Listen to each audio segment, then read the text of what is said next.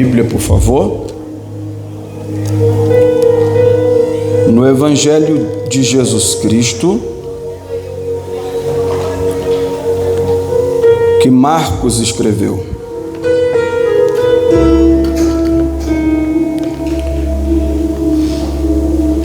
O capítulo é o de número 6. O versículo é o de número 1 até o versículo de número 6. Eu peço que você dedique total atenção para a palavra do Senhor Jesus. Todas as pessoas que me procuram para contar um testemunho de milagre, a história é a mesma. Primeiro, o Senhor Jesus falou com essa pessoa entendendo, recebeu essa palavra,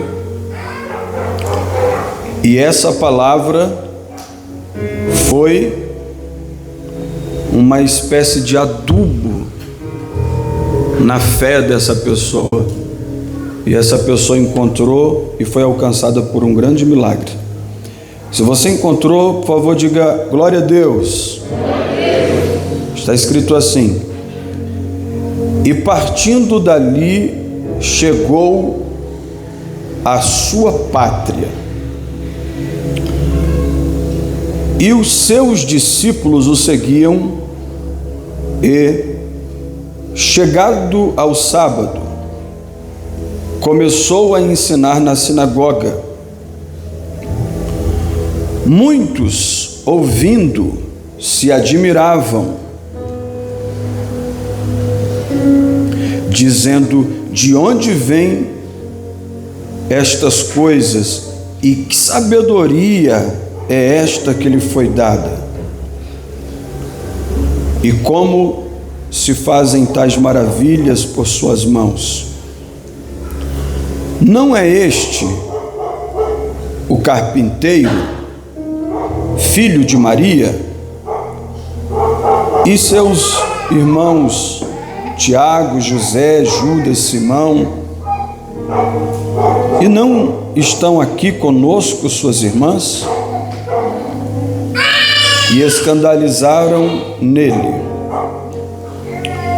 E Jesus lhes dizia: não há profeta sem honra, senão na sua pátria, entre os seus parentes e em sua casa. E não podia fazer ali uma obra maravilhosa, somente curou alguns poucos enfermos impondo-lhe as mãos, e estava admirado da incredulidade deles. E percorreu as aldeias vizinhas, ensinando. E você diz amém. Amém. Espírito Santo de Deus, meu amado companheiro e amigo, eu te glorifico, eu te rendo honras e toda glória. E eu peço encarecidamente a tua ajuda para que eu possa pregar a tua palavra. Na medida que a tua igreja estiver ouvindo e entendendo a tua palavra, que a tua igreja sinta a tua presença, e ao sentir a tua presença, que a tua igreja possa glorificar o teu nome. Venha hoje como um vento forte, nos fazendo senti-lo, e manifesta o teu poder através da palavra. Que a tua unção quebre todos os jugos, todas as correntes, e que a tua presença venha aliviar a dor, que a tua presença venha confortar a alma, e que a tua presença venha trazer uma alegria extraordinária nessa casa. Que os teus filhos desfrutem dessa presença. No nome do Senhor Jesus. Amém. Graças a Deus. Podeis tomar assento, queridos irmãos.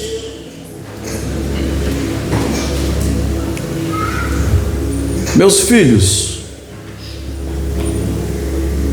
desde que você acordou,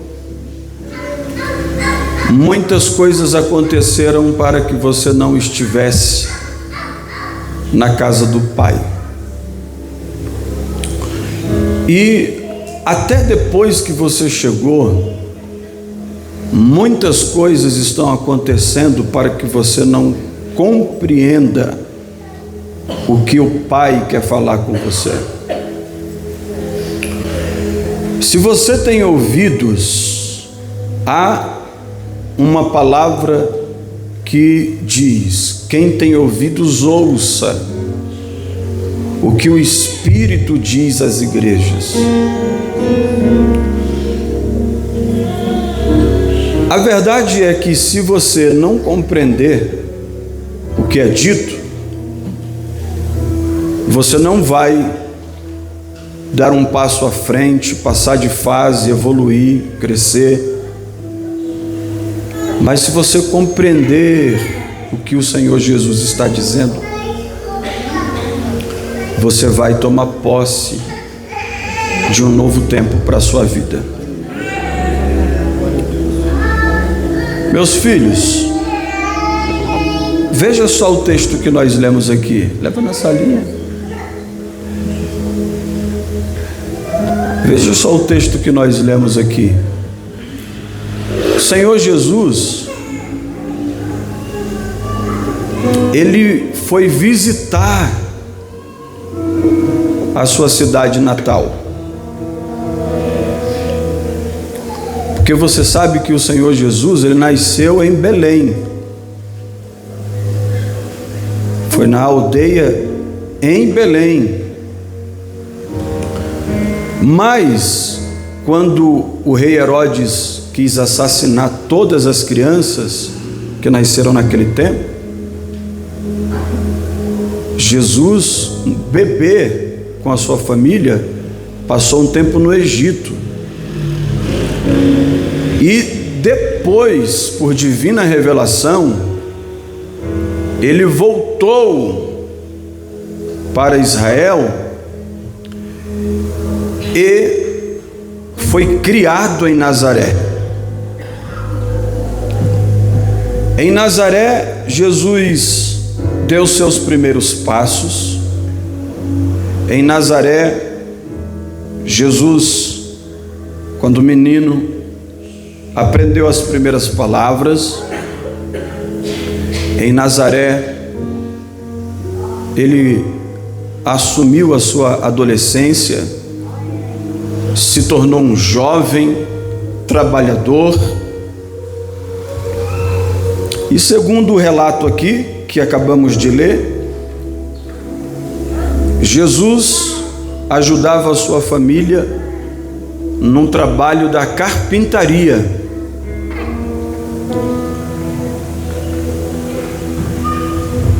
E ali cresceu, aguardando a ordem do Pai para começar o seu ministério. É verdade que nós não temos relatos da infância de Jesus, mas uma coisa nós sabemos: o Senhor Jesus foi criado a maior parte da sua vida em Nazaré. Você entendeu isto? Diga amém.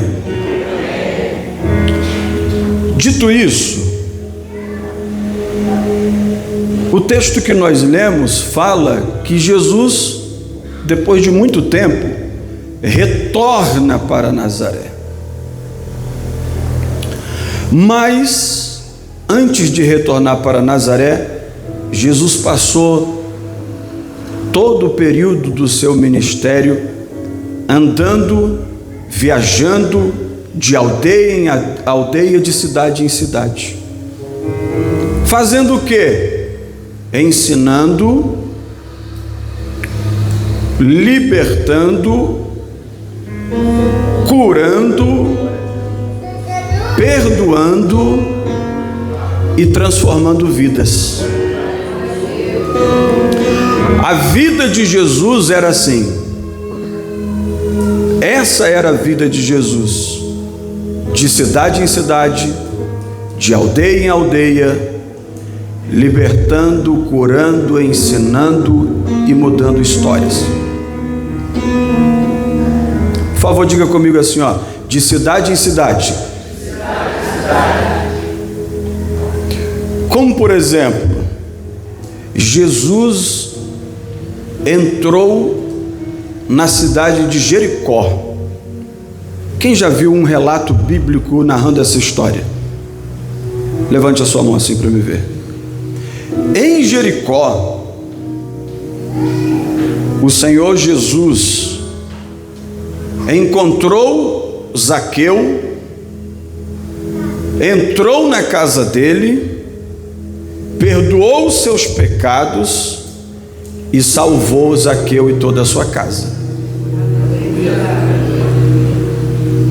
Fora dos muros de Jericó, havia um cego gritando por Jesus, e Jesus curou aquele homem daquela cegueira, e aquele homem passou a ver.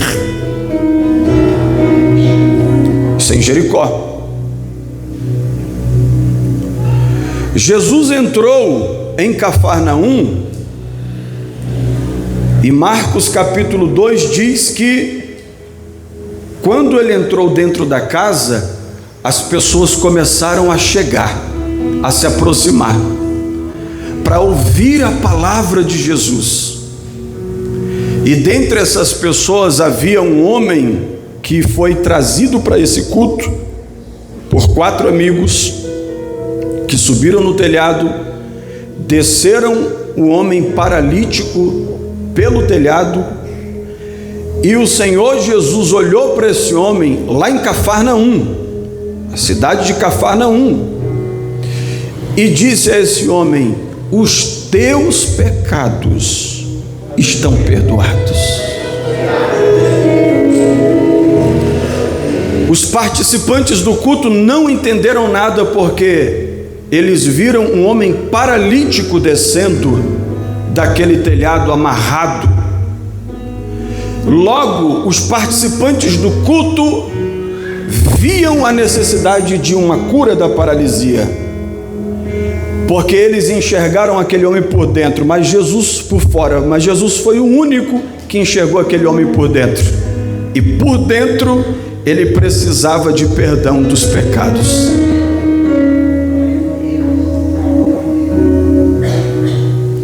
E primeiro Jesus fez um milagre por dentro do homem. Diga amém. Amém. Depois o Senhor Jesus disse para ele, em Cafarnaum: levanta, toma tua cama, anda. E aquele homem foi curado daquela paralisia.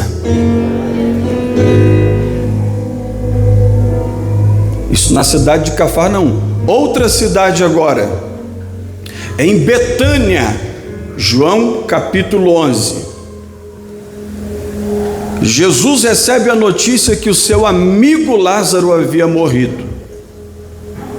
Jesus chega em Betânia depois que Lázaro havia morrido há 4 dias, e pergunta: aonde colocaram Lázaro? Ah, Senhor, se o Senhor estiver... Eu estou perguntando aonde colocaram Lázaro. Ah, Senhor, mas o Senhor está atrás. Eu estou perguntando aonde vocês colocaram meu amigo Lázaro. E apontaram para um lugar de sepulcro. E quando Jesus se aproximou, em Betânia, Jesus disse assim: Lázaro, saia para fora. E depois de 4 dias mortos lá em Betânia, Lázaro ressuscitou e voltou a viver.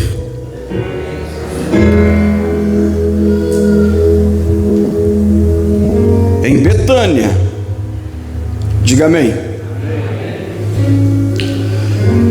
Jesus estava pregando às margens do mar da Galileia e disse aos seus discípulos que atravessassem para o outro lado da margem do mar da Galileia. Naquela região era a região de Genezaré, porque lá havia a cidadela de Genezaré. E em Genezaré, Jesus chega com seus discípulos, depois de passar por uma tempestade, e em Genezaré, olha o que diz a Bíblia: todos os enfermos, todos os doentes, todas as pessoas que precisavam de um milagre, todas foram alcançadas pelo poder de Jesus. Olha o que a Bíblia diz: Jesus curou a todos, Jesus fez um milagre na vida de todos, Jesus mudou a história de todos. E em Genezaré, o nome de Jesus foi glorificado.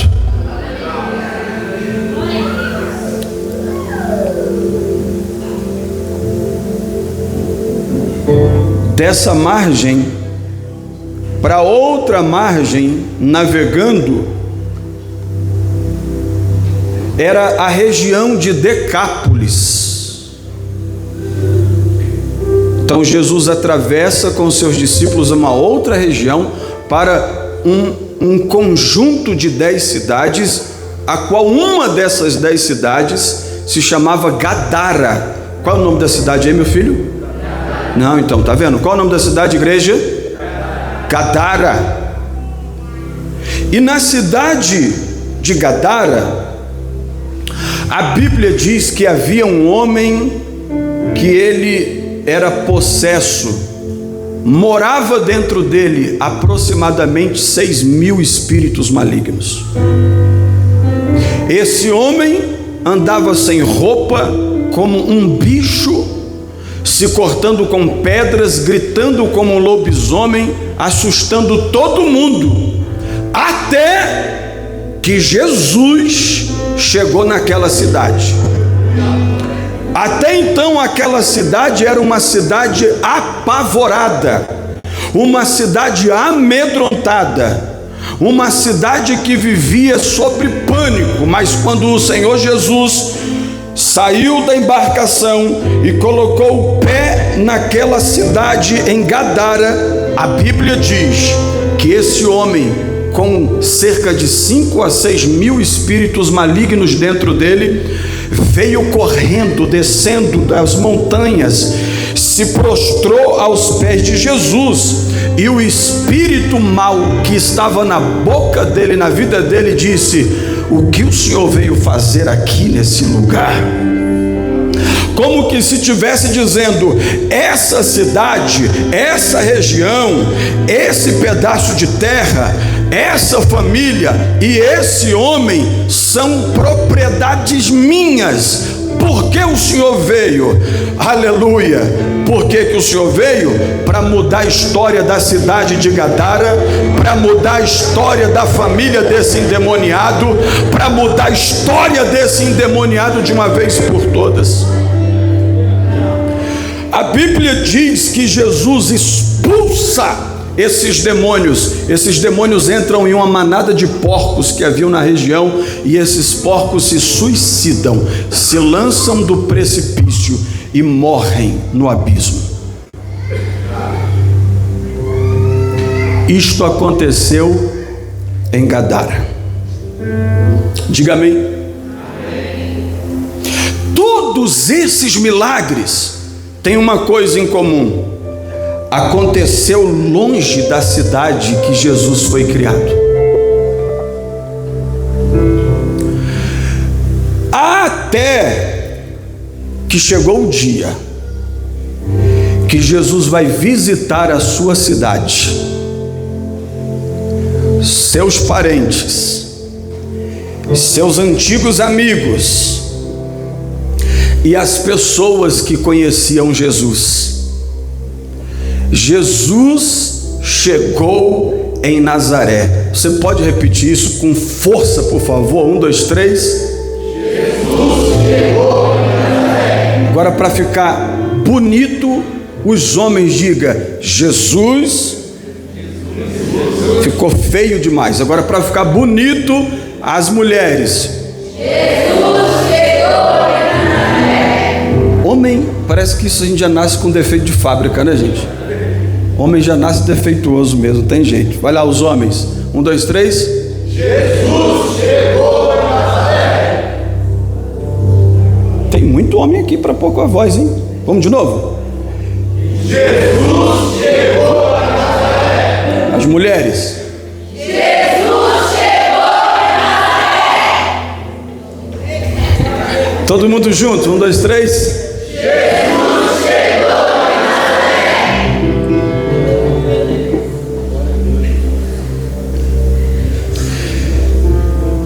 Você também criou uma expectativa para saber o que Jesus vai fazer em Nazaré?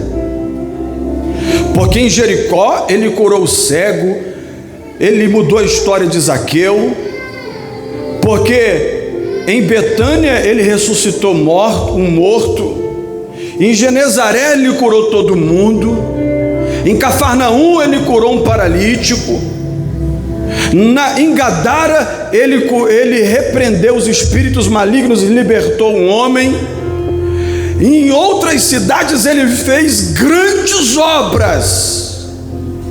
E o que será que ele vai fazer em Nazaré?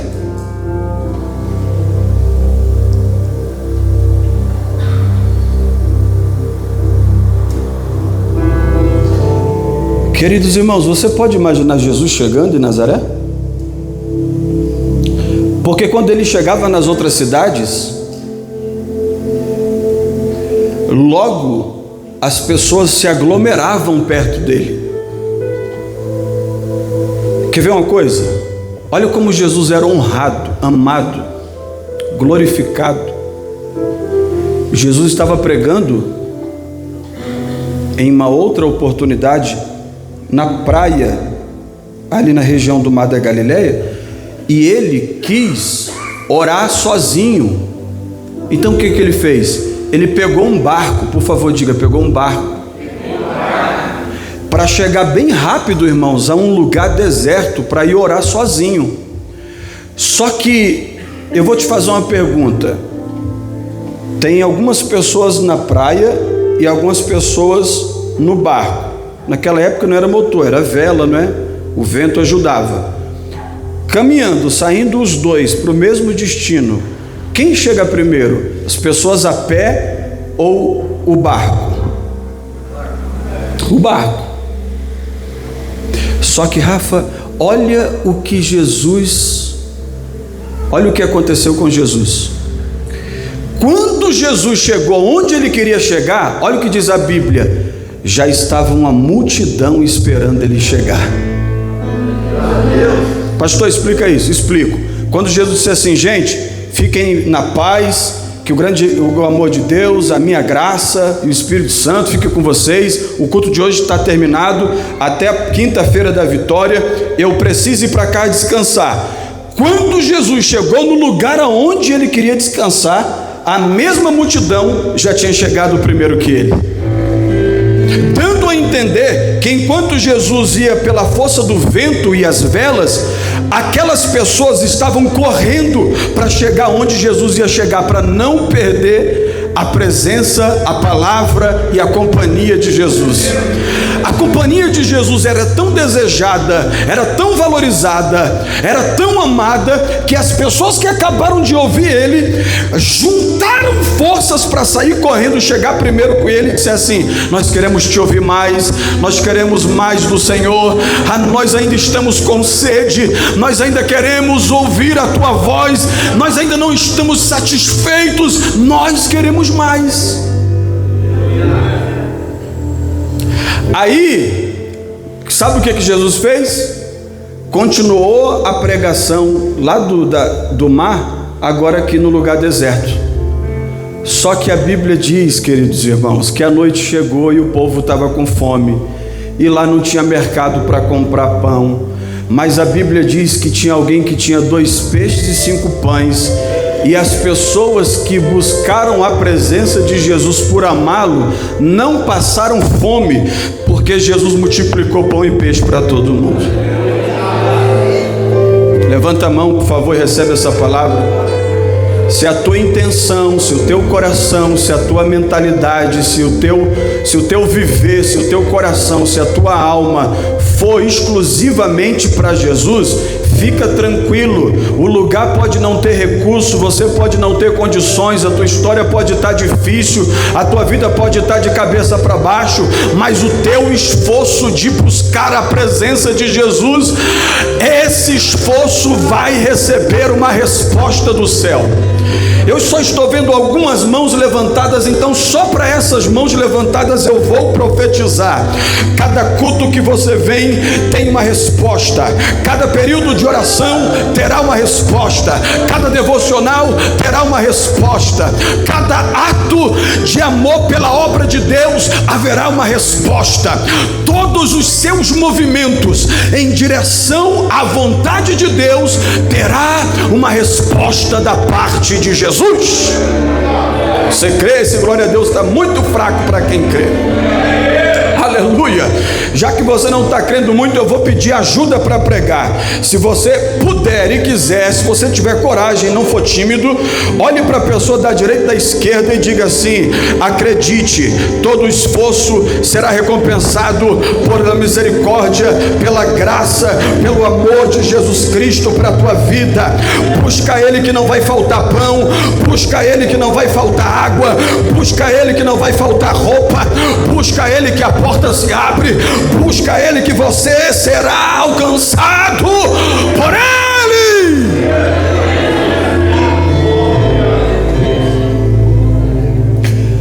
Aleluia. Eu estou literalmente percebendo a presença do Senhor Jesus aqui nesse culto. Por favor, diga comigo: Jesus chegou em Nazaré.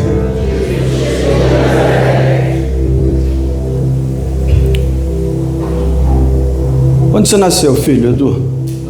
Campinas? Onde você nasceu, filho? Quem não é campineiro? Senão eu vou perguntar. Onde você nasceu, meu filho? São Paulo. Imagine o meu filho, depois de uma temporada longe de São Paulo,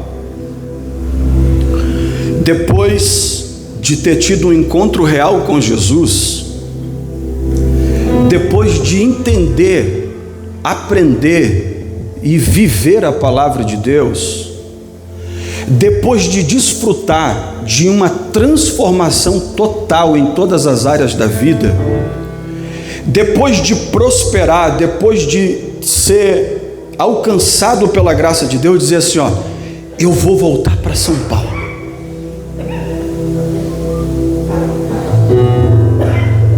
Quando ele voltar para São Paulo, as pessoas que conheciam ele vai achar que ele é a mesma pessoa, mas na verdade ele é o mesmo ser humano, mas não é a mesma pessoa, porque quando ele saiu de São Paulo, ele saiu em uma situação, de um jeito, mas quando ele voltou melhor. Então, não é a mesma pessoa. Quer ver uma coisa? Se ele saiu de São Paulo com 13 anos e agora vai voltar adulto, não é a mesma pessoa. Saiu uma criança, está voltando um homem. Se ele saiu de São Paulo muito pobre, com uma vida muito escassa, mas prosperou em Campinas, voltou para São Paulo, não é a mesma pessoa. Já é um homem rico, bem sucedido. Por favor, diga: Jesus voltou para Nazaré. Eu saí do Rio de Janeiro, do Morro da Boa Vista, há mais de 20 anos, e o ano retrasado ou passado, não lembro, eu retornei lá com a minha família, e quando eu cheguei lá no Morro da Boa Vista, e no Rio de Janeiro, que eu vi um dos meus amigos antigos, ele olhou e falou: Badejo! Aquilo me soou estranho, porque eu já fui o Badejo. Só que o Badejo daquela época, eu não vou nem comentar que tipo de ser humano que era, que tipo de pessoa que eu era. E aí, quando eu comecei a conversar com essa pessoa, com esse amigo meu, talvez ele, de alguma forma, essa mensagem vai chegar nele. Ele falou assim para mim: como você está diferente, como você fala diferente, eu vejo Deus na sua vida. Eu não entendo o que aconteceu, parece que é uma outra pessoa. Por favor, diga: Jesus voltou para Nazaré. Aí, gente, diferente das outras cidades, eu não acredito. Meu Deus do céu. Oh, meu Deus do céu.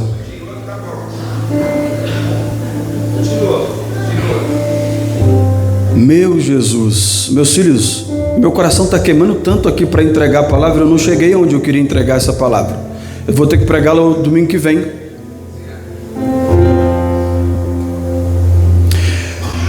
Mas quando Jesus chegou em Nazaré, não tinha uma multidão o recebendo, não tinha pessoas para recepcionar, não tinha ninguém para cercar ele.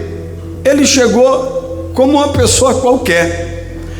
E a Bíblia diz que no sábado ele foi fazer o que ele mais amava fazer. A Bíblia diz: Jesus foi para a sinagoga em Nazaré para ensinar a palavra. Oh, glória a Deus, aleluia. Veja que ele não está cercado, a casa que ele está não está sendo invadida de pessoas, não há uma multidão, mas ele está vivendo a vida dele normal, porque ele sabe quem ele é. Ele vai para a sinagoga para ensinar.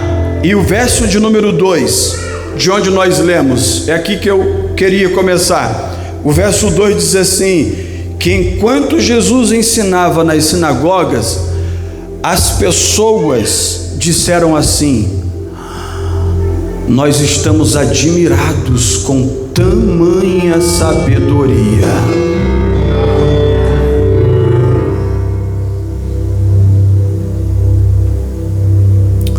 Verso 3, não vai dar para pregar o verso 2, verso 3. E no verso 3, olha o que os conterrâneos, os amigos, os parentes, as pessoas que conheciam Jesus disseram: não é este o carpinteiro, o filho da Maria? E seus irmãos não estão aqui com a gente aqui todo dia? A gente conhece ele desde que ele era pequenininho. E a última frase diz assim: e escandalizavam-se nele. Veja bem, diga comigo, olha só o que é que os conterrâneos de Jesus disseram quando viram ele na sinagoga ensinando. Diga comigo: não é esse o carpinteiro? Filho da Maria? Perceba que ele está em casa, ele está no meio dos seus, mas os seus não compreendem quem ele é. Acham que é aquele mesmo jovem que trabalhou na carpintaria, aquele mesmo jovem que andou pelas ruas. Eles não receberam a revelação que Jesus é o Filho de Deus, que chegou a essa terra para salvar toda uma humanidade. E por onde ele passava ensinando o reino dos céus, também ele curava pela sua infinita misericórdia. Aleluia. Queridos irmãos, você concorda comigo que esse elogio aí, ou essa palavra, Jesus, que sabedoria, ele é o filho do carpinteiro, ele é um carpinteiro qualquer, é filho da Maria. Você concorda que essa palavra vem carregada não de um elogio, mas de um desdenho de Jesus? Esse é só Jesus, esse aí é só Jesus. Por quê? Porque as pessoas, elas têm dificuldade, meus irmãos, de reconhecer o que Deus fez na vida de alguém. A maioria das pessoas tem dificuldade de reconhecer, de glorificar Deus, quando Deus muda a história da sua vida. As pessoas geralmente, elas vivem num ciclo vicioso, e quando você sai desse ciclo, as pessoas ficam até com raiva, porque o que elas queriam era que vocês estivessem na mesma situação que elas. Olhe para cá, por favor, era para você receber essa palavra, porque tem gente que tem dificuldade de reconhecer que você não é a mesma pessoa, que Deus entrou na tua vida, que Deus mudou a tua história, que Deus perdoou seus pecados, que te deu um banho de sangue, que te lavou e te banhou com a misericórdia, que abriu portas e portas e mais portas, e que está fazendo uma obra linda na sua vida. As pessoas têm dificuldade de reconhecer que você não é a mesma, que você não é o mesmo, que você carrega Deus na sua vida. Olhe para cá, prepare um glória a Deus para me encerrar em pelo menos 5 minutos. Olhe para cá, as pessoas que conheciam Jesus em Nazaré diziam: é um carpinteiro, é só o filho da Maria. Mas isso era a concepção deles, porque quando Jesus entrou em Jericó, o cego disse: quem está entrando nessa cidade não é um homem qualquer, é o filho de Davi. Aleluia! Para quem morava em Nazaré, era um carpinteiro qualquer, mas para um homem que não enxergava, dizia: tem linhagem real, é a descendência de Davi, é aquele que vai reinar sobre as nações, é aquele quem vai salvar a humanidade, ele é o filho de Davi. Aleluia! Longe de casa, quando Jesus se encontrou com Nicodemos, um doutor da lei, você sabe o que Nicodemos falou? Disse para Jesus: tu és mestre em Israel. Eu reconheço que tu és mestre em Israel. Eu gostaria que você entendesse isso e não fizesse pouco caso de Jesus, só porque Jesus é pregado, é falado em cada esquina da cidade, só porque tem um pouco de conhecimento de quem foi Jesus. Você não pode fazer um pouco caso de Jesus, você precisa valorizar, porque ele não é só um carpinteiro, filho de Maria. Não, a Bíblia diz no Salmo 23, ele, o Senhor, é o nosso pastor. Aleluia! A Bíblia diz no Salmo 46, ele é o nosso socorro e refúgio e fortaleza, bem presente na hora da angústia. Oh, glória a Deus! Ele é Deus, ele é o Salvador. Valorize-o, honre-o, respeite-o. E eu queria tanto pregar, irmãos, você acredita? Mas eu vou ter que ir para casa com isso aqui entalado e o coração queimando, porque eu sei que você não vai aguentar mais 40, 50 minutos, mas eu quero que você vá para a sua casa com essa palavra. Não é sobre o que Jesus pode fazer, é sobre como você entende quem é Jesus para você. Porque fazer, ele pode tudo, mas a forma que você entende quem ele é determina se você passa de fase ou não, muda de vida ou não, é abençoado ou não, recebe o milagre ou não, é transformado ou não, vira gente ou não. Porque se Jesus for só um carpinteiro, muito obrigado pela sua presença nesse culto, esse foi só mais um. Mas se Jesus é Rei dos Reis, tem respeito, tem honra, tem dedicação, tem entrega total.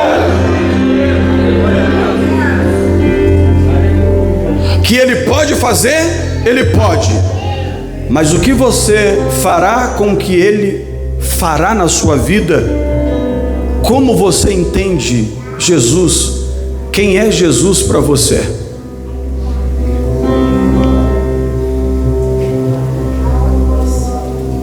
Coloque a mão no coração e diga assim: Jesus é tudo para mim.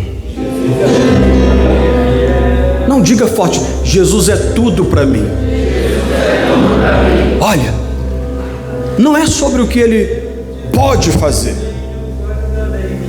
Quando um leproso ajoelhado aos pés dele buscou um milagre, ele não disse assim: Jesus, o Senhor pode fazer algum milagre na minha vida? Não, ele disse: se tu quiseres, o Senhor pode fazer. Porque que o Senhor pode, eu sei, e eu reconheço tanto que o Senhor pode, que eu deixo para o Senhor decidir se o Senhor quer fazer. Porque nessa história eu sou o servo e o Senhor é o Senhor dos senhores. Por que tem muitas pessoas que já acostumaram, continuam com os mesmos problemas, com os mesmos vícios, com as mesmas histórias, com os mesmos defeitos, continua sem conseguir mudar em nada, continua sem evoluir em nada? Como é que você está enxergando Jesus? Por exemplo, eu anotei aqui: se Jesus for um médico para você, só porque Ele cura, você vai se consultar com Ele 2 vezes por ano. Não é isso? Se Jesus para você é só um médico e você precisa dele só para cura, isso quer dizer que o seu relacionamento com Ele se resume a 2 vezes por ano, uma consulta. Aí você pega o que Ele te receitar na palavra, coloca em prática, daqui a pouco está curado, mas depois nunca mais aparece, nunca mais fala com Ele, nunca mais tem contato com Ele. Olhe para cá, tenta focar. Eu estou tentando pregar e você tenta focar. Se Jesus for um advogado para você, o seu relacionamento com Jesus vai ser: eu pago e Ele resolve meus problemas. Não tem gente assim?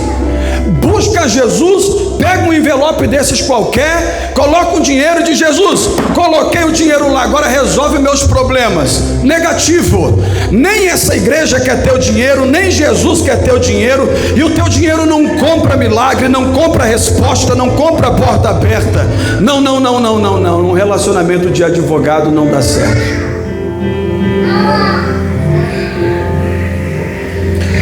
Se o seu relacionamento com Jesus for o mesmo relacionamento que você tem com a sua mãe, que a sua mãe faz tudo por você e dá tudo na tua mão, também não dá certo. Porque tem pessoas que têm essa mentalidade: você conhece Jesus? Sim, conheço, entreguei a vida para Ele e frequento os cultos de domingo na casa do Pai. Mas o que Jesus é para mim? Algo semelhante à minha mãe. Ele tem que fazer tudo por mim e me dar tudo o que eu quero, na hora que eu quero, senão eu faço biquinho, saio da igreja, abandono tudo, jogo tudo pro alto e não volto nunca mais. Porque o seu relacionamento com Jesus não é um relacionamento baseado como se fosse um relacionamento com a sua mãe. Tapinha nas costas, passada de pano, proteçãozinha sem necessidade, conivência com suas imoralidades, seus pecados, suas más decisões. É só com a mamãe. No reino de Deus não. Jesus te pega, Jesus te muda, Jesus te transforma. Jesus... Se o teu relacionamento com Jesus ele for baseado nisso, você terá Jesus como o seu último recurso. Se der tudo errado na minha família, eu procuro Jesus. Se eu perder meu emprego, me mandarem embora, eu procuro Jesus. Se eu ficar doente, eu procuro Jesus. Se me perseguirem, eu procuro Jesus. Se eu entrar em crise no casamento, eu procuro Jesus. O seu relacionamento não pode ser dessa forma, porque se Jesus for o seu último recurso, o máximo que você vai conseguir é um milagre, e milagre é muito pouco para quem pode viver a salvação e a vida eterna ainda na terra. Salvação e vida eterna não é quando você morrer, já começou. Desfrutar do reino, desfrutar da presença, desfrutar das bênçãos de Deus, da paz que Ele fornece, é aqui na terra. Ele não pode ser o seu último recurso. Ele tem que, prepare um glória a Deus, ele tem que ser a prioridade. Ele tem que estar em primeiro lugar. Ele tem que governar a sua vida. É Ele quem te guia. É Ele quem diz não e você aceita. É Ele quem diz sim e você dá glória a Deus. É Ele quem te corrige. É Ele quem te repreende. É Ele quem te sustenta. É Ele quem te alimenta. É Ele quem toma pela tua mão direita. É Ele que te protege também. Tudo é Ele. Em primeiro lugar, Ele. Digam glória a Deus aí, por favor, em nome de Jesus. Eu vou encerrar, porque eu não vou conseguir pregar, mas eu vou encerrar essa palavra com um texto. Eu não vou pregar, eu vou só ler com um texto que revela quem é Jesus, para daqui para frente você seguir Ele com mais temor, com mais respeito, com mais honra, sabendo quem Ele é. Ele é o nosso Senhor, nós somos os seus servos. Vamos ler Filipenses, capítulo 2, versículo 5 e diante. Eu vou ler e depois que a gente lê esse texto, nós vamos aplaudir o nome do Senhor Jesus. Está escrito assim, prepare um glória a Deus: de sorte que haja em vocês o mesmo sentimento que houve também em Cristo Jesus, que, sendo em forma de Deus, não teve por usurpação ser igual a Deus, mas aniquilou-se a si mesmo, tomando a forma de servo, fazendo-se semelhante aos homens. É aí que Nazaré se enganou. E achado na forma de homem, humilhou-se a si mesmo. Foi aí que os nazarenos se enganaram. Aleluia. Sendo obediente, foi aí que os nazarenos se enganaram, até a morte, e morte de cruz. Aleluia. Pelo que também Deus o exaltou soberanamente e deu um nome que é sobre todo nome, para que ao nome de Jesus se dobre todo o joelho dos que estão nos céus, dos que estão na terra, dos que estão debaixo da terra. Todos os joelhos se dobrem, aleluia, aos pés de Jesus Cristo de Nazaré, e toda língua confesse que Jesus Cristo é o Senhor. Quem pode adorar o Senhor? Quem pode adorar o Senhor? Quem pode adorar Jesus? Respeite-o, honre-o, priorize, entregue a Ele a honra, entregue a Ele a glória. Ele não é teu empregado para fazer o que você quer, Ele é o teu Senhor. Seja fiel a Ele.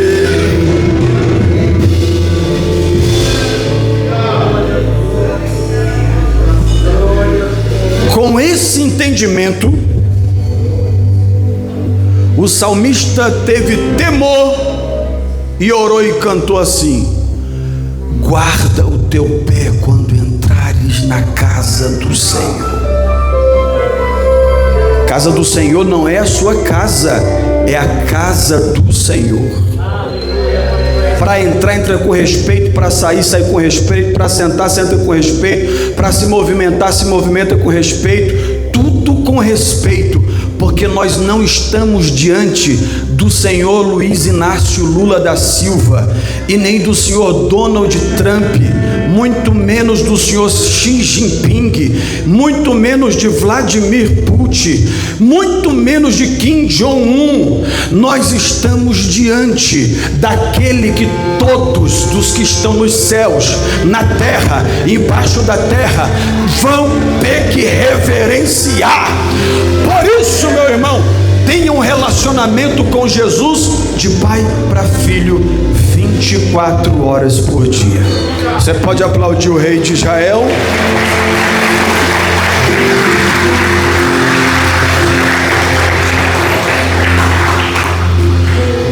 Meus filhos, coloque a mão no seu coração, por favor. Faça essa oração comigo. Eu vou fazer a minha, você vai fazer a sua. Senhor Jesus,